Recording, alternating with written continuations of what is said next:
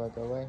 Itu kita servis kereta kita ni, kereta kesayangan kita ni. Dan pihak Proton dah keluarkan dia cakap bateri tinggal 49% lagi. So itu servis habislah 200 lebih juga. Makan modal ni. So ni bateri pula, kalau ikut kena tukar on the spot lah tu. Tapi kita tangguh dulu, kita beli dekat Shopee.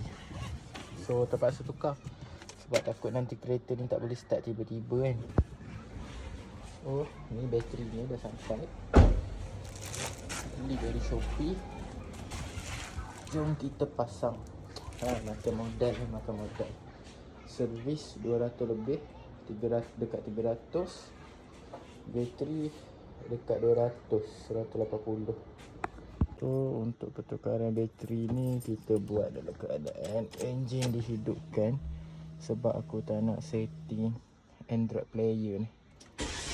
Bunyi dia hilang kan. So buat dalam keadaan enjin hidup.